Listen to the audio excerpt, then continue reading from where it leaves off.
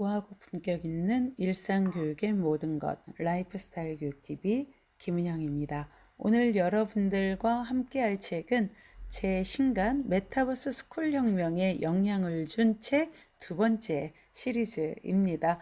강대훈 작가의 살아야 판다. 이 살아야 판다는요, 수출 기업을 위한 글로벌 마케팅 필살기라는 부제가 붙어져 있고, 강대훈 작가가 해외 영업을 하면서 현장에서 겪은 그 일들, 그리고 또 철학들, 이러한 것들을 여러분들과 함께 나눠주는 글인데, 저도 이 강대훈 작가가 좀 가까운 지인이라서 책이 발간되고 바로 7월 말에 책을 사뒀는데, 저도 내 책 쓰겠다고 하다가 8월 24일 날 화요일부터 비로소 읽기 시작했는데 깜짝 놀랐습니다. 책을 손에서 놓을 수가 없더라고요. 그래서 한편으로는 열등감도 좀 느꼈죠. 나는 그냥 나의 빈약한 상상력에 기대어서 뭐 이러한 교육 담론을 막 쓰고 있는데, 이 강대훈 작가 같은 경우는 정말, 네, 엄청나게 많은 국가들을 다니면서 비즈니스 생태계에서는 강한 자가 생존하는 것이 아니라 살아남는 자가 강자가 된다라는 엄연한 현실에 직면하게 됐고, 이것이 철학이 되었던 거죠. 굉장히 전율이 왔어요. 그리고 성공보다 더 큰 위로는 죽다 살아나는 것이다.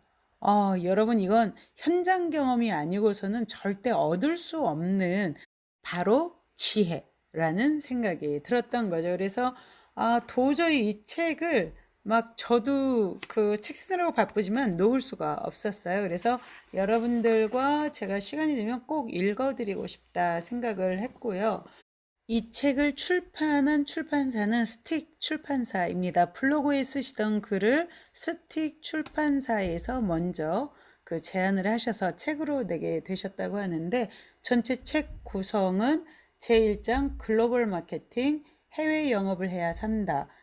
제2장 스타트업, 벤처, 코스닥 기업 마케팅, 제3장 세일즈가 영업은 아니다. 4장 영업, 사람을 대하는 태도, 5장 어떻게 글로벌 마케터가 되는가, 6장 해외 비즈니스, 영어가 아니다. 7장 라이프 스타일이 무대를 바꾼다.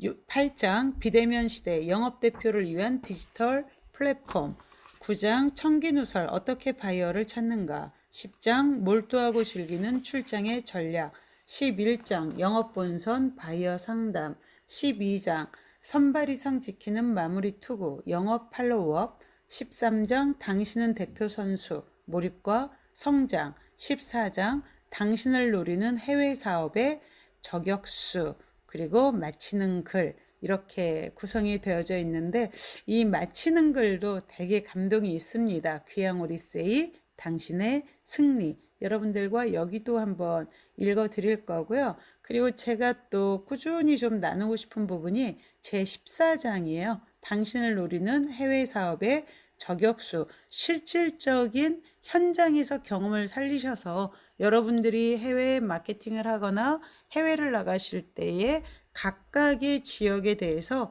어떤 준비와 그리고 또 어떤 것을 고려하셔야 되는지에 대해서 너무나 디테일하고 현장감 있게 잘 나와져 있습니다. 자, 그러면 먼저 강대훈 작가 잠깐 소개해 드릴까요? 지은이 강대훈. 기업협회 정부를 대상으로 글로벌 전략을 코칭하는 마케팅 전문가이다. 25년 동안 회사를 경영하면서 제조, 무역, 컨설팅 부문에 사업을 했다. 수출 마케터로서 ICT 바이오, 화학, 플랜트 등 산업 전반의 제품을 다루었으며 지구촌 곳곳에 수백 종류의 제품을 수출했다. 한국무역협회 컨설턴트로서 7만 회원사를 대상으로 무역 현장 활동을 지원했다. 스타트업을 위해 현장형 창업 캠프를 만들어 광저우, 홍콩, 오사카 등 해외 도시에서 프로그램을 운영했다. 저자의 중국상의 사무소가 서울시 SBA의 민간 해외 무역사무소로 지정된 것을 비롯하여 주요 국가의 통상 네트워크를 구축했다. 대통령 직속 북방경제협력위원회 전문위원을 역임했다. 실패는 성공의 어머니가 아니다. 기술 창업 이렇게 한다. 두 권의 책을 공동 집필했고 현재 워크인투 코리아 대표 이사, 영문 신문이죠. 해외 한인경제인 협동조합 이사장, 화동무역 대표 그리고 전 한국무역협회 현장지원단 컨설턴트, 그리고 전 코트라 서비스 자문위원 등을 역임을 하신 이 해외무역 통의 완전히 전문가이십니다. 그리고 이 지역 개발에 대한 안목도 매우 뛰어나시죠. 자, 그러면 오늘은 에필로그 마치는 글 귀향 오디세이 당신의 승리를 여러분들과 함께 나누도록 하겠습니다. 오디세우스가 생환했다. 고향 이타케로 돌아왔다. 전장으로 떠날 때 항구에서 손 흔들던 아버지, 포대기에 쌓였던 아들, 현숙한 아내를 다시 만났다. 주인을 기다리며 늙어버린 개 아르거스는 꼬리를 흔들며 산자의 귀향을 반겼다. 오디세우스가 이전보다 재산을 불린 것도 불로초를 먹고 젊어진 것도 아니었지만 살아 돌아가겠다는 삶의 소망을 이루었다. 오디세우스가 전쟁을 마치고 돌아오는 귀향은 고난의 연속이었다. 배는 침몰했고 부하들은 죽었다. 고통스러운 상황이 이어졌다. 그러나 자신에게 덮친 문제를 해결할 수밖에 없었다. 슬기를 최대로 끌어내어 방향을 찾았다. 죽음이 닥치는 순간에도 그리운 사람을 만나겠다는 집념을 포기하지 않았다. 바다의 신 포세이돈은 분노했지만 여신 아테나는 스스로 돕는 그를 도왔다. 사업하는 사람은 회사를 상장시켜서 주가를 수십 배, 수백 배 끌어올릴 수 있다면 좋겠다고 생각한다. 돈이 주는 혜택은 최고의 인재를 모을 수 있는 것이다. 최상은 인류와 일하는 것이지만 경영의 보람은 삼류와 만나도 이류로 수준을 높이고 1등을 지향하는 것이다. 또 다른 성공은 충실함으로 하루를 채우면서 자신의 길을 여는 것이다. 노동을 귀하게 여기고 동료와 성장하는 것이다. 기업은 경영활동을 통해 세상의 편익과 재화를 제공한다. 기업이 만든 상품과 서비스를 세상에 연결하려는 시도는 생식과 확산이라는 생명본원의 행위다. 기업은 생명체이며 영업과 마케팅은 비즈니스 전쟁에서 필수 불가결한 생존 기술이다. 청년 시절 모터와 컴프레셔, 필터를 조립해서 여러 종류의 정수기를 만들었다. 정수시설이 필요한 곳에 장치를 공급하고 가구와 건설사를 대상으로 영업을 하고 있는데 나라 전체가 외환위기, IMF 사태라는 거대한 폭풍을 맞았다. 한보, 산미, 대우가 쓰러졌다. 노동자는 직장을 잃고 고통에 못 견딘 사장들은 목숨을 끊었다. 회사가 기울 때 오너 경영자가 극단적인 선택을 하는 이유는 빚 감당이 안 되어도 회사 유지비는 나가고 세금과 빚 연체에 할증이 불어 부채가 불어난다는 것이다. 나 역시 미수가 늘고 부채가 증가했다. 엎친 데 덮친다고 사람이 다치는 안전사고가 발생했고 창고에 불이 났다. 그때 각자 도생에 처한 회사 사람들이 보여주는 적나라한 인간상이 드러났다. 그것은 말할 수 없는 상처가 되었다. 그러나 한계치까지 어려움을 견디어주던 직원, 조건 없이 보증을 서준 친구, 가족의 지원 덕분에 이겨낼 수 있었다. 난리를 겪으며 우라통에 몇 달 술을 마셨다. 그리고 국가부도 말고 지옥에 떨어진 자신의 문제에 대해 생각하게 되었다. 원천 기술과 R&D 기반 없이 제조를 했던 것이 문제였다. 조립 생산에는 한계가 있었다. 또 한 원인은 철학자 니체였다.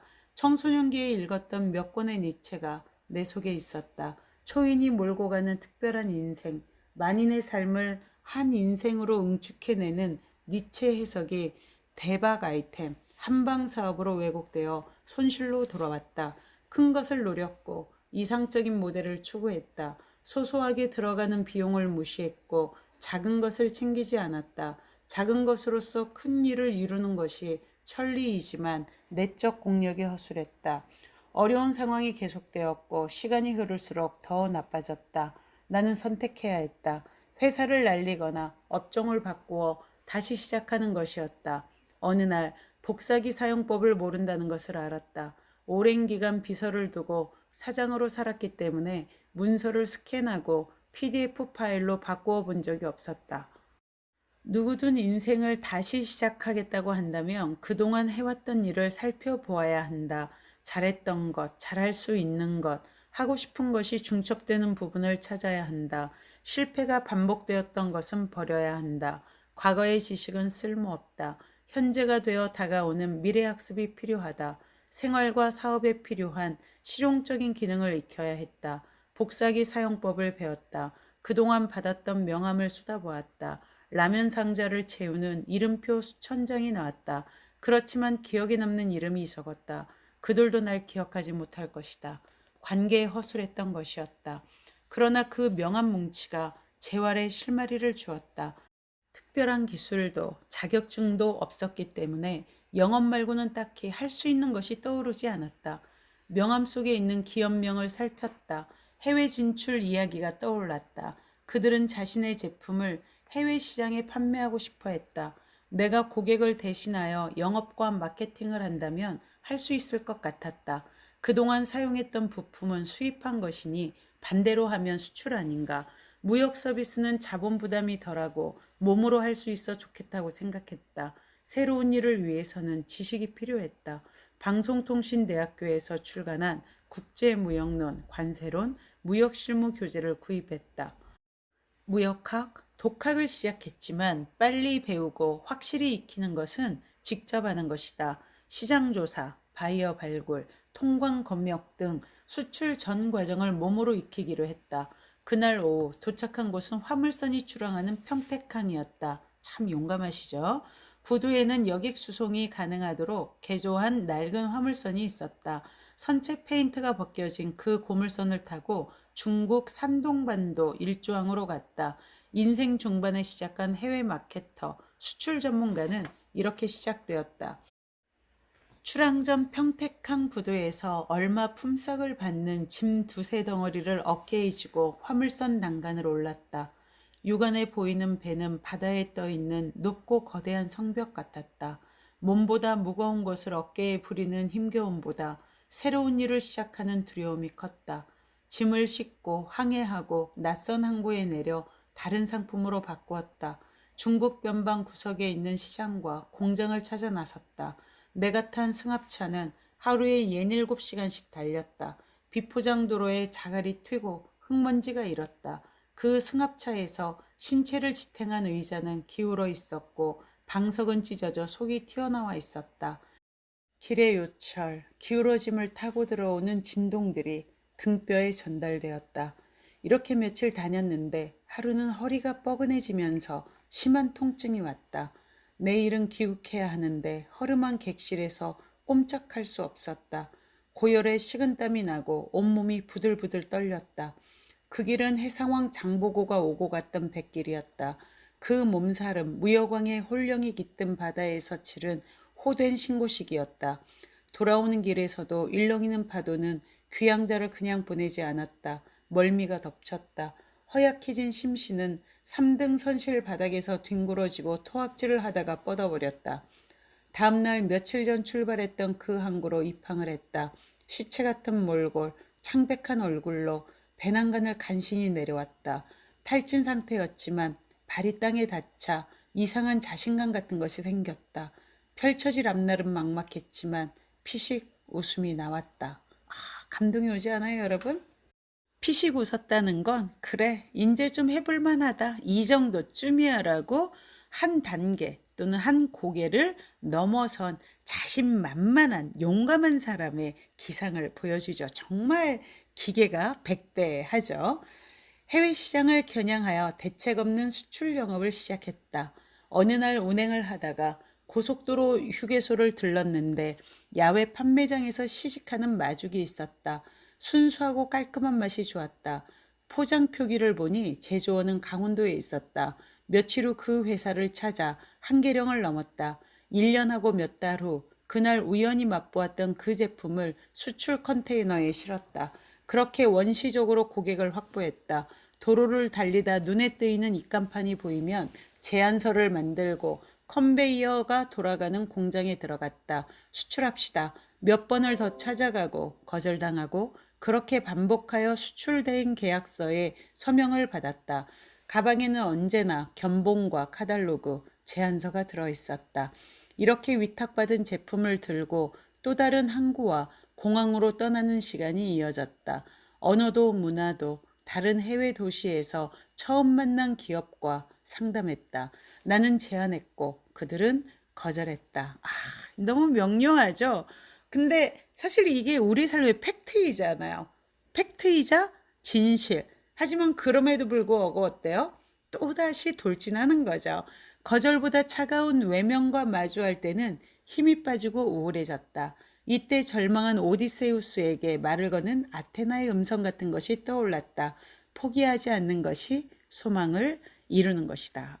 우리 삶의 진실이죠. 정말 포기하지 않고 다시 한번 또 용기 내는 패기. 이거 이상 뭐가 있겠어요. 강대훈 저자 정말 멋있죠? 다시 출항했다. 폐차장에서 분리한 자동차 부품, 이것들이 생명을 이어가는 타슈켄트와 올드다카의 자동차 시장을 뒤졌다. 다양한 품목의 농수산 식품을 위탁받았다. 홍콩, 타이베이, 싱가포르를 돌며 시식회를 했다.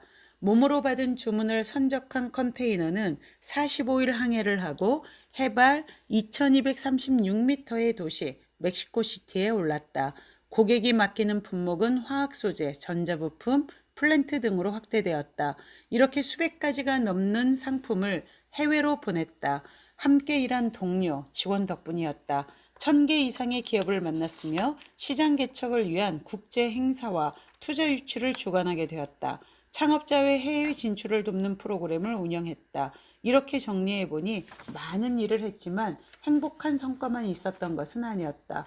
고객에 민폐를 끼쳤고 수출 실패, 거래처 파산, 계약 파기, 반품, 미수, 소송 같은 암초를 만났다. 회사는 이런 암초에 깨졌다. 그러나 살려야 했고 살아야 했다. 죽으면 생존할 수 없다. 세계 시장을 대상으로 사업하면서 받아낸 기쁨과 고통이 일의 온전함을 채우는 경험과 지식이 되었다. 해외 영업은 세계 시장이라는 무림에서 생면부지의 존재와 겨루는 진검승부이다. 세상으로 나가는 사람, 사업을 시작하는 사람, 인생을 다시 설계하는 재창업자에게 영업을 추천한다. 영업은 복사기를 사용하는 것 같은 기본적인 경영 행위이다. 글로벌 마케팅은 스타트업, 벤처기업, 대기업, 정부 가릴 것 없이 세상과 소통하는 필수 과목이다. 한국은 자원을 사서 가공해서 세계 시장에 팔아야 먹고 살 수 있는 나라다. 기업은 수출해야 하고 젊은이는 지구촌에서 일자리를 찾아야 하며 지자체는 투자 유치를 해야 한다. 그동안 세계를 다니며 국군이 개인의 삶에 얼마나 큰 영향을 주는지 알게 되었다. 전쟁이 벌어지는 나라에서는 행복하게 살 수 없다. 도심에 폭탄이 날아들고 총탄이 빗발치는 거리에서는 사람을 죽이는 직업 말고는 별다른 일자리가 없기 때문이다. 이러한 환경에서도 적극적인 행동은 운명을 바꾼다. 바다에 뛰어들어 선상 난민이 돼 국경을 넘어 탈출하는 사람들이 있다. 목숨을 건 시리아인들의 탈출 보도는 눈시울을 뜨겁게 했다. 코로나19 이후 붕괴된 산업, 거리로 내몰리는 영세 사업자들인 우리의 뼈는 시리다.